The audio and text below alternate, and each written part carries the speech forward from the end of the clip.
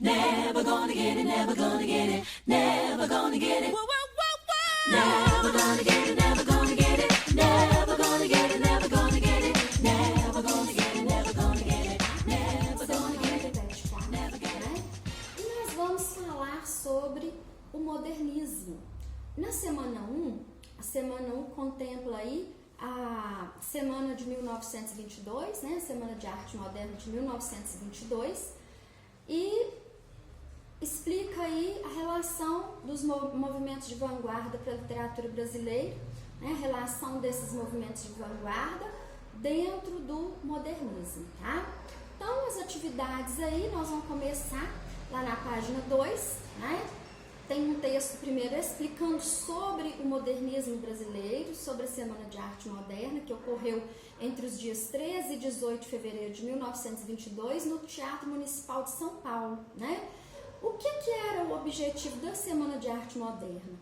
Era fazer uma renovação artística e cultural, né? Então, todas as manifestações artísticas, elas participaram da Semana de Arte Moderna, né? Tirando apenas o cinema, tá? Então, a gente tem aí, né, uma revolução, uma mudança bem drástica, né, na questão do belo, na escultura, na dança, na arquitetura, na música e na literatura brasileira daquele momento, né?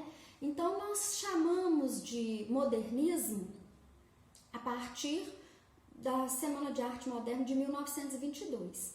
Tudo que aconteceu antes, né, nós temos a influência das vanguardas europeias, né, e nós temos também o período do pré-modernismo, né, que são aqueles autores que trabalharam aí antes da Semana de Arte Moderna, mas com uma maneira diferente, né? Então, nós temos o Monteiro Lobato, o Lima Barreto, o Augusto dos Anjos, né? Que são pré-modernistas.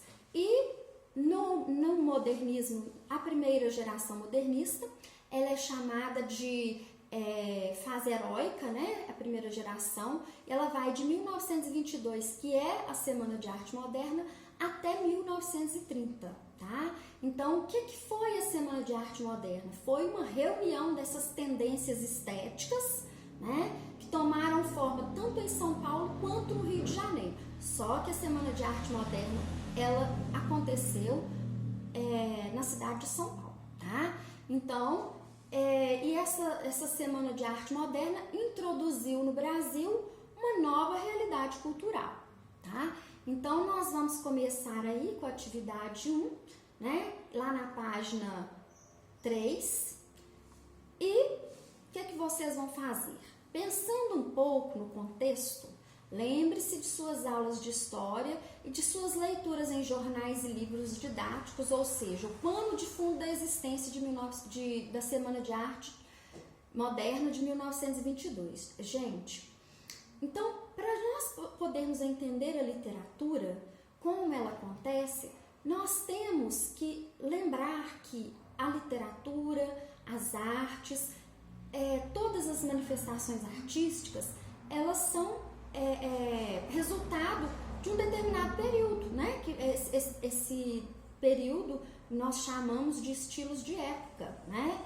Desde lá do trovadorismo, que foi onde eles encontraram o primeiro texto escrito em galego-português, né? Até os dias atuais, né? A literatura e todas as outras manifestações artísticas, elas são resultados de um determinado período no desenvolvimento humano, né? Na questão da vida humana. Então, aí, nós temos essa questão da atividade 1, né?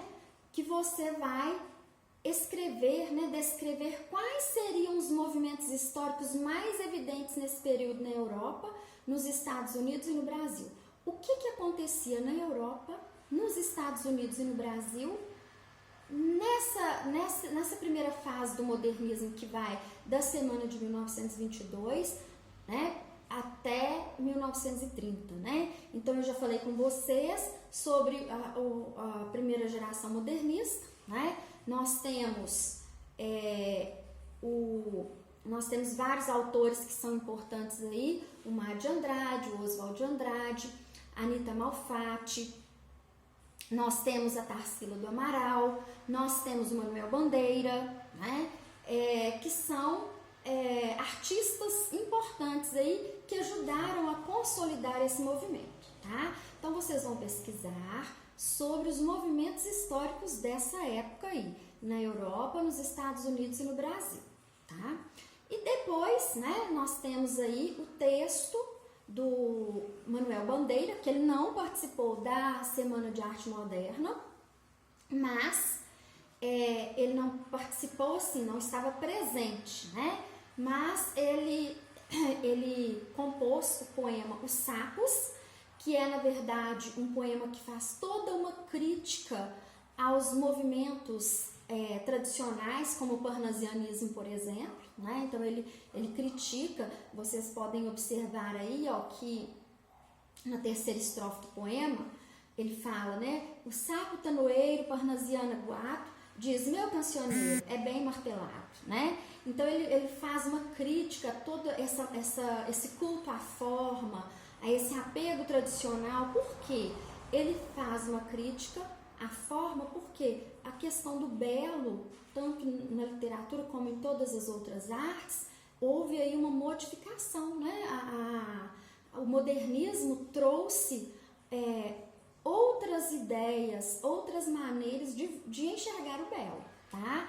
Então, é por isso que houve essa ruptura, né, com o passado, essa mudança aí com o passado. E aí, eles não tinham a preocupação formal como os parnasianos, por exemplo, né, que faziam arte pela arte, versos decassílabos, toda aquela preocupação formal. Eles romperam com essa preocupação formal, usando uma linguagem mais cotidiana. Além da linguagem cotidiana, eles também começaram a valorizar aquilo que é tipicamente brasileiro, né? São características aí da primeira geração do modernismo, que vai, né, consolidar aí nas outras gerações. Então a gente tem uma reconstrução aí da cultura brasileira com as influências das vanguardas europeias. E aí nós temos esse poema, né, Os Sapos, que é um poema escrito por Manuel Bandeira em 1918 e publicado em 1919. Ele destaca a sua obra por ter sido declamado por Ronaldo de Carvalho durante a Semana de Arte Moderna de 1922, né? É uma sátira ao parnasianismo, corrente estilística da época, né? O Manuel Bandeira joga com as palavras a maneira dos escritores parnasianos, colocando pontos essenciais e características importantes e cultuadas por eles. Então ele usa um poema todo preocupado com a forma, ó, papos, que rima com sapos, penumbra, que rima com deslumbra, terra, que rima com guerra, boi, que rima com foi. Então ele trabalha toda essa forma de uma maneira irônica, né? Para fazer uma crítica à questão do parnasianismo. Ele trabalha a forma de forma irônica, tá? E aí, nós temos a atividade 2, que vocês vão fazer o seguinte, né? Os versos do poema Os Sapos trabalham com a ironia e com a paródia a fim de despertar o público leitor para a necessidade de ruptura e transformação da poesia. Retire do poema trechos que possam corroborar com essa afirmativa, lembrando que as figuras de linguagem citadas propõem ao deslocamento do texto modelo, ou seja, há no poema uma explícita intenção de sarcasmo, zombaria, né? Sátira, imitação burlesca, porque ele usa da própria forma, né, que é a beleza do parnasianismo, que é o ideal de belo do parnasianismo, para fazer uma crítica ao próprio parnasianismo. Então vocês vão identificar isso aí no poema, né? As figuras de linguagem, vocês vão identificar isso aí no poema e para poder responder, tá? E não esqueçam, a número 1 é o contexto histórico da época da Semana de Arte Moderna de 1922.